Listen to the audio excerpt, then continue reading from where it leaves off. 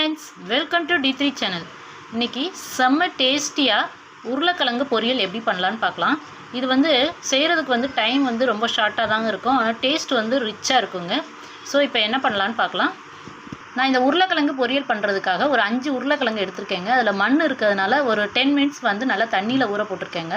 So நம்ம தண்ணியில் ஊற போடும்போது அதில் உள்ள மண் என்னென்னா தண்ணியிலே வந்துருங்க.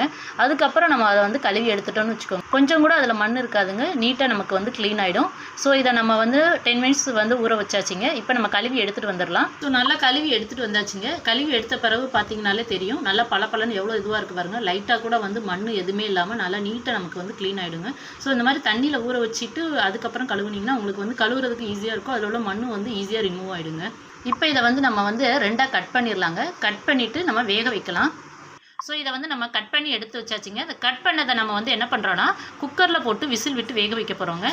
இதுக்கு நான் என்ன செய்கிறேன்னா 3 விசில் விடுறேங்க. ஸோ இப்போ நம்ம குக்கரில் போட்டாச்சுங்க. இது நம்ம வேக வச்சு தாங்க பொரிக்க போகிறோம். அதனால் நான் குக்கரில் போட்டேன். இதை மூடி நம்ம 3 விசில் விட்ட பிறகு எப்படி வெந்திருக்குன்னு பார்க்கலாங்க. இப்போ உருளைக்கிழங்கு வெந்து வந்த பிறகு நம்ம பார்க்குறோங்க. நல்லா வெந்து வந்துருச்சுங்க. இப்போ இதை நம்ம என்ன பண்ணிடலாம்னா தோல் உரித்து கட் பண்ணி எடுத்துக்கலாங்க. நெக்ஸ்ட்டு இந்த உருளைக்கிழங்கு பொரியல் தாளிக்கிறதுக்காக நான் என்னென்ன எடுத்திருக்கேன்னா ஒரு வெங்காயம் கட் பண்ணி வச்சுருக்கேங்க.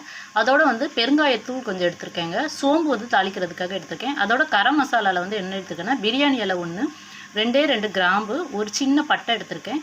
நெக்ஸ்ட்டு இஞ்சி பூண்டு பேஸ்ட் 1 ஸ்பூன் எடுத்திருக்கேங்க. தக்காளி ஒரு சின்ன தக்காளி. அடுத்து தாளிக்கிறதுக்காக கருவேப்பிலை எடுத்திருக்கேங்க.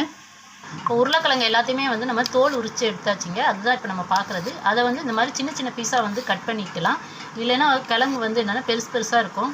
அதேமாதிரி இதில் கிழங்கு என்னென்னா ஊமக்கிழங்காக இருக்குது. அதாவது கல் கணக்காக இருந்ததுன்னா நல்லா இருக்காதுங்க. ஸோ அதை நமக்கு வேக வைக்கும் போதே தெரியும், ஓரளவுக்கு இதுவாக இருக்கும். சப்போஸ் அப்படி இருந்ததுன்னா அதை கூட ஒரு விசில் விட்டு நல்லா வேக வச்சுக்கோங்க. ஏன்னா கிழங்கு அந்த மாதிரி கிழங்கு இருந்ததுன்னா நமக்கு சாப்பிடும் போது ஒரு மாதிரி இருக்கும்.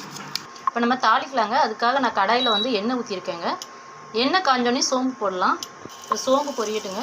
சோம்பு பொரிச்சோடனே நெக்ஸ்ட்டு என்னென்னா கரம் மசாலாவில் என்னென்னா ஒரு பிரியாணி இலை 1, 2 லவங்கம், ஒரு பட்டை எடுத்துருக்கேங்க. அதை போட்டுடலாம். நெக்ஸ்ட்டு கருவேப்பிலை போடலாங்க. கருவேப்பிலை பொரியட்டும். இதில் கொஞ்சம் ஒரு சிட்டிகை பெருங்காயத்தூள் போட்டிருக்கேங்க. நெக்ஸ்ட்டு நம்ம நறுக்கி வச்சுருக்க வெங்காயத்தை போட்டுடலாம். நான் ஒரு வெங்காயம் பெரிய வெங்காயம் எடுத்துருக்கேங்க. அதுதான் இப்போ நம்ம போட்டிருக்குது. வெங்காயம் நல்லா வதங்கட்டுங்க. இந்த உருளைக்கிழங்கு பொரியல் ரொம்ப டேஸ்ட்டாகவும் இருக்கும். அட் த சேம் டைம் நல்லா கரம் மசாலாலாம் யூஸ் பண்ணாலும் ஸ்பைசியாகவும் இருக்குங்க. இப்போ வெங்காயம் நல்லா வதங்கிடுச்சுங்க. நெக்ஸ்ட்டு நம்ம ஒரு தக்காளி எடுத்து கட் பண்ணி வச்சுருக்கோங்க. அந்த தக்காளியை நம்ம இதில் போடலாம். இந்த ஸ்டேஜ்லேயே இந்த பொரியலுக்கு தேவையான உப்பு நம்ம போட்டுடலாங்க. இப்போ தக்காளி நல்லா வதங்கட்டுங்க. இப்போ தக்காளி நல்லா வதங்கிடுச்சிங்க. நெக்ஸ்ட்டு நம்ம வீட்டில் அரைச்ச குழம்பு மிளகாத்தூள் யூஸ் பண்ணுறாங்க. அது 1 ஸ்பூன் போட்டு இதை நல்லா எண்ணெயோடு நல்லா பைண்ட் பண்ணிக்கலாங்க. இந்த எண்ணெயிலே நல்லா அந்த மசாலாவோட நெடி போக வதக்கிக்கலாம். ஆல்ரெடி கட் பண்ணி வச்சுருக்க உருளைக்கிழங்கு இதில் போட்டுடலாங்க. சின்ன சின்ன பீஸாக கட் பண்ணி வச்சுருந்தோம்ல அதை போட்டு இதை அந்த மசாலாவோட நல்லா பரட்டலாம். நம்ம ஆல்ரெடி மசாலாவை அந்த எண்ணெயோடு நல்லா பரட்டி எடுத்துட்டோங்க. அதனால் உருளைக்கிழங்கை போட்டு ரொம்ப டைம் வச்சுக்கணும்னு அவசியம் இல்லை. இந்த மசாலா நல்லா பைண்ட் ஆயிரும். நெக்ஸ்ட்டு இஞ்சி பூண்டு பேஸ்ட்டு நம்ம எடுத்து வச்சுருக்கலாம் 1 ஸ்பூன் அளவுக்கு. அதை நம்ம போட்டுடலாங்க. நம்ம ஃபஸ்ட்டே போட்டிருந்தோன்னா அதில் அடியில் ஒட்டி இதுவாக இருக்கும். அதனால் நம்ம லாஸ்ட்டு போடுறோங்க. இப்போ ஸ்டவ் சிம்மில் வச்சுட்டு ஒரு 5 மினிட்ஸ் கழித்து நம்ம பார்க்கலாங்க. ஓகே, இப்போ நமக்கு சூப்பராக டேஸ்டியாக உருளைக்கிழங்கு பொரியல் ரெடி ஆயிடுச்சிங்க. சூப்பராக அட்டகாசமாக இருக்குங்க. பார்க்குறதுக்கே சாப்பிடணும் போல் இருக்குது. இது டேஸ்ட்டு சூப்பராக இருக்கும்.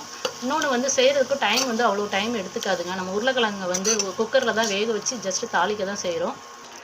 நாங்கள் போடுற வீடியோலாம் உங்களுக்கு பிடிச்சிருந்தா லைக் பண்ணுங்கள். உங்கள் ஃப்ரெண்ட்ஸ் அண்ட் ரிலேட்டிவ்க்கு ஷேர் பண்ணுங்கள்.